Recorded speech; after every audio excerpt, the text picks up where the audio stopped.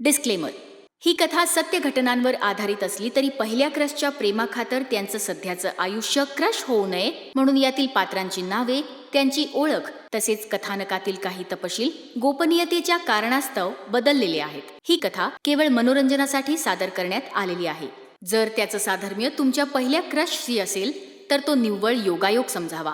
कथेमधील भावना, विचार आणि अनुभव हे कथाकथनाच्या स्वरूपानुसार मांडलेले आहेत. प्रेक्षकांनी ही कथा वैयक्तिक आकलन आणि संवेदनशीलता लक्षात घेऊन आपल्या क्रशच्या आठवणीत आकंठ बुडून पहावी. क्रश पहिलं वहिलं.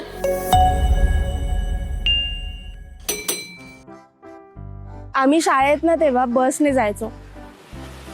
आमची एक जागा ठरलेली होती, तिथेच बसायचो, तिथेच दंगामस्ती करायचो. मी बसमध्ये चढले आणि बघितलं तर आमच्या सीटवरती कोणीतरी भलताच मुलगा बसला होता. मी तिथे जाऊन त्याला सांगितलं की ही आमची सीट आहे, तू दुसरीकडे जाऊन बस. तर त्याने चक्क मला इग्नोर केला आणि खिडकीच्या बाहेर मान टाकली. एवढा राग आला होता ना मला तेव्हा त्याचा. पुढे जेव्हा बसमध्ये माझे फ्रेंड्स चढले तेव्हा त्यांनी त्याच्याशी मैत्री केली, पण मी नाही. आम्ही सर्वजण ना एकाच इयत्तेत होतो, पण वेगवेगळ्या वर्गात असल्यामुळे ना आम्ही एकमेकांच्या वर्गापाशी जाऊन भेटायचो. एकदा तो असा एकटाच आला माझ्या वर्गाच्या इथे. मी रागारागातच गेले त्याला भेटायला.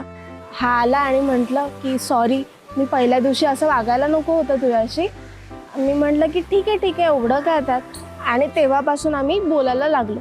तो रोज एकटाच यायचा माझ्या वर्गाच्या इथे. आम्ही गप्पा मारायचो, एकमेकांचे आवडते विषय सांगायचो एकमेकांना आणि एकमेकांच्या हॉबीजबद्दल पण डिस्कस करू लागलो.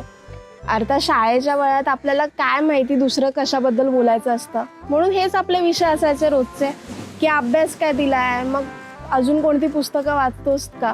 तर एके दिवशी तो असाच आला मला वर्गाच्या इथे भेटायला आणि म्हणाला की उद्या माझा बर्थडे आहे, तू नक्की ये फक्त. मी म्हटलं हो येईन ना. त्याचे ना 2 दात पुढे होते म्हणून मी त्याला ससा म्हणायचे. म्हणून मी ठरवलं की त्याला बर्थडेला सशाचं चित्र असलेलं ग्रीटिंग कार्ड द्यायचं.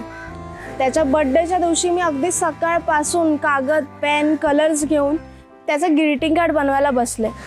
ते कार्ड बनवून झालं. मी टी शर्ट पॅन्ट घालून ते कार्ड घेऊन त्याच्या घरीसुद्धा गेले.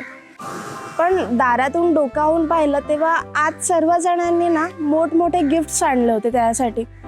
मग मी माझं कार्ड घेऊन तशीच पुन्हा घरी आले. दुसऱ्या दिवशी बघते तर हा चक्क माझ्यावरती रुसून फुगून बसला होता. मी म्हटलं अरे ठीक आहे ना, राहिलं माझ्याकडून, विसरले. तर म्हणतो की नाही, तू यायला हवं होतं, मी तुला पर्सनली इन्व्हाइट केलं होतं माझ्या बर्थडेसाठी. तेव्हा पहिल्यांदा कोणीतरी रागवताना गोड वाटलं आणि तेव्हा असं जाणवलं की जे आपल्याला त्याच्याबद्दल वाटतं ते त्यालाही वाटतं असं.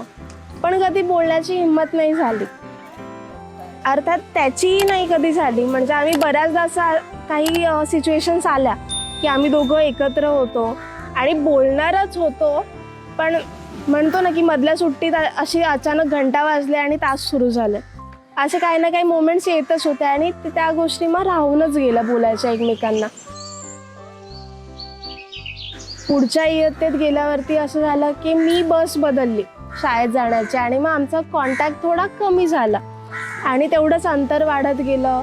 मग मी आणि माझे फ्रेंड्स दुसऱ्या बसमध्ये असायचो, तो फक्त त्या बसमध्ये असायचा. त्यामुळे तो पण आमच्यापासून लांब राहू लागला आणि तो त्याच्या वर्गातल्या मित्रांसोबत जास्त बोलू लागला, त्यांच्याशी वेळ घालवू लागला आणि त्याचं माझ्या वर्गात येणंसुद्धा, मला भेटायला येणंसुद्धा ना कमी झालं होतं. म्हणून एकदा मीच ठरवलं की आपण त्याला जाऊन भेटूया त्याच्या वर्गाच्या इथे. मी गेले सुद्धा, पण तो त्याच्या नवीन मित्रांमध्ये इतका गुंग होता की मी त्याला हाकच नाही मारू शकले आणि पुन्हा तसा कधी प्रयत्नही नाही केला आणि मग ते सगळ्यांना राहूनच गेलं. क्रश पहिलं वहिलं. तुमचंही असेल ना क्रश पहिलं वहिलं? हृदयाच्या बंद कप्प्यात ते आम्हाला सांगा. घाबरू नका. तुमची ही सत्यकथा असली तरी पहिल्या क्रशच्या प्रेमाखातर तुमचं सध्याचं आयुष्य क्रश होऊ नये म्हणून तुमची ओळख न सांगता आमच्या कलाकारांकडून आम्ही ती सादर करू. तेव्हा वाट कसली बघताय? घ्या फोन आणि सरळ फ्लॅशबॅक मध्ये जाऊन आम्हाला द्या सांगून तुमचं क्रश पहिलं वहिलं.